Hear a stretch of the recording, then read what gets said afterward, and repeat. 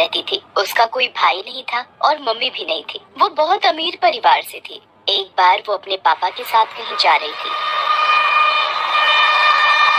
पापा, मुझे बहुत भूख लगी है, मुझे कुछ खाना है। रीता, मैं जरा पास की दुकान से कुछ खाने के लिए लेकर आता हूँ, तुम यहीं पर मेरा इंतजार करना। और रीता के पापा उसको गाड़ी में बैठा छोड़कर पास के होटल से कुछ खाने के लिए लेने निकल गए। यहाँ तो मैं बोर हो रही हूँ, क्या करूँ, पता नहीं पापा कब आएंगे। तभी उसे दूर एक लड़का राखी बेचता हुआ दिखा। उसका नाम राजेश था। राखी ले लो राखी, सुंदर सुंदर राखी, अपने भाइयों के लिए राखी ले लो राखी। अरे वाह, ये तो बड़ी सुंदर राखी है। ले लो ना एक राखी, ये ले लो ना, बहुत सुंदर है। नहीं नहीं, मैं राखी नहीं ले सकती।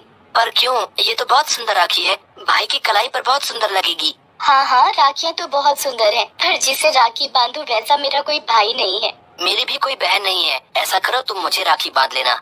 रीता खुश हो जाती है और तभी दूर से उसको उसके पापा आते हुए दिखते हैं। 4 दिन बाद राखी है, मैं यहीं पर आकर तुम्हें राखी बांधूंगी, तुम मेरा इंतजार करना भैया, अभी मेरे पापा आ रहे हैं। वो तुमसे बात करते हुए देखेंगे तो बहुत नाराज होंगे, अभी तुम जाओ। राजेश अपने आप को भाई सुनकर बहुत खुश होता है और उससे वहाँ पर आकर राखी बंधवाने के लिए मान जाता है। 4 दिन बाद जब राखी का दिन आता है तब राखी लेकर रीता उसी जगह पहुँचती है और राजेश को राखी बांधती है। बहन, राखी तो तूने मुझे बांधी है, पर मेरे पास कुछ नहीं तुझे देने के लिए। मैं खुद एक गरीब लड़का हूँ और तुम एक अमीर, मैं तुझे क्या दे सकता हूँ? भाई, मैंने राखी तुमसे कुछ लेने के लिए नहीं बांधी, एक रिश्ते के लिए बांधी है। आज से तुम मेरे भाई और मैं तुम्हारी बहन। और वो राजेश का हाथ पकड़कर अपने दोस्तों से मिलवाने ले जाती है, पर राजेश के फटे पुराने कपड़े देखकर सब उसका मजाक उड़ाते हैं। अरे रीता, क्या पूरी दुनिया में तुझे और कोई भाई नहीं मिला? ये देख, इसके पास तो कुछ कपड़े भी नहीं है, इस गरीब को तूने भाई बनाया। जैसे भी है मेरे भाई हैं, तुम्हें इससे क्या, तुम सब जाकर अपना काम करो। ये सुनकर रीता को बहुत बुरा लगता है और रीता राजेश को लेकर दुकान पर पहुंचती है और उसको कुछ नए कपड़े दिला देती है। रीता, इतने महंगे कपड़े मैंने कभी नहीं पहने, मैं ये महंगे कपड़े नहीं ले सकता। कोई महंगे नहीं है भाई, ये कपड़े मेरी तरफ से राखी का गिफ्ट है तुम्हारे लिए। राजेश उन्हें लेकर बहुत खुश होता है। इसी तरह दोनों अक्सर मिला करते और बहुत सारी बातें किया करते। राजेश को बहन का प्यार मिला और रीता को भाई का। कुछ समय बीत जाता है और अगली राखी का त्योहार आता है। राजेश वहीं पर रीता का इंतजार करता है। सुबह से शाम हो जाती है पर रीता नहीं आती। राजेश उसको ढूंढता हुआ उसके घर पहुंच जाता है। उसकी बहुत बड़ी हवेली देखकर हैरान रह जाता है और अंदर जाने लगता है। अरे अरे अरे, कहाँ जा रहे हो लड़के? मुझे रीटा से मिलना है। अरे रीटा मैडम से कोई नहीं मिल सकता, और वैसे भी तुम हो कौन जो रीटा बेबी से मिलना चाहते हो? मैं रीटा का भाई हूँ। तुम रीटा के भाई हो? रीटा का तो कोई भाई नहीं है, और रीटा बेबी को तुम ही मिले थे भाई बनाने के लिए। अरे जाओ जाओ, किसी और को बेवकूफ बनाना।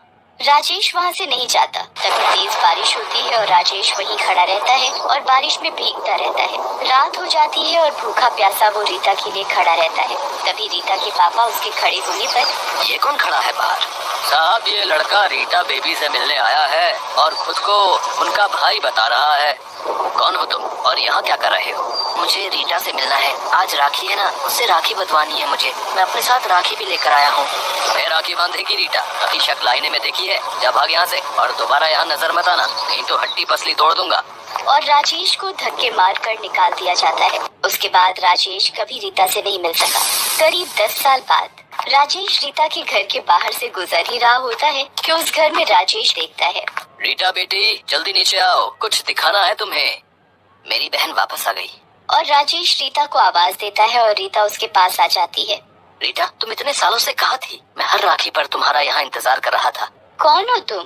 भूल गई रीटा, आज से 10 साल पहले तुमने मुझे राखी बांधी और मुझे अपना भाई बनाया था। क्या बक रहे हो तुम? मैं तुम जैसे छोटे लोगों को अपना रिश्तेदार बनाऊंगी क्या? ये सब झूठ है। नहीं रीटा, ये सच है। तुम मुझे अपना भाई कहती थी और मैं राखी बेचता था। तुमने 10 साल पहले मुझसे ही राखी खरीद कर मुझे ही बांधी थी।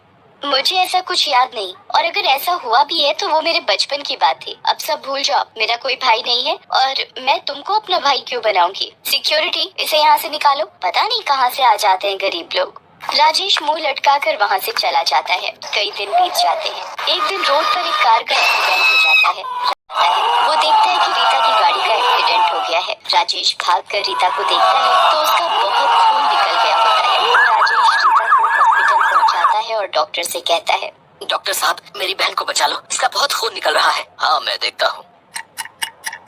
डॉक्टर मेरी बहन ठीक तो है ना? उसको कुछ हुआ तो नहीं? राजेश, एक्सीडेंट में तुम्हारी बहन की आंखें चली गई हैं। ये क्या कह रहे हो डॉक्टर साहब? संभालो अपने आप को राजेश। अब क्या होगा मेरी बहन का? तुम फिक्र मत करो, अगर किसी की आंखें मिल जाएं, तो हम तुम्हारी बहन की आंखों का ऑपरेशन कर उसकी आंखें वापस लगा सकते हैं। डॉक्टर साहब, आप मेरी आंखें रीटा को लगा दो। पर राजेश, तुम बिन आंखों के देख नहीं पाओगे। मुझे इसका कोई मलाल नहीं डॉक्टर साहब, आप मेरी आंखें रीटा को दे दो, मैं उसकी नजरों से दुनिया देखूंगा।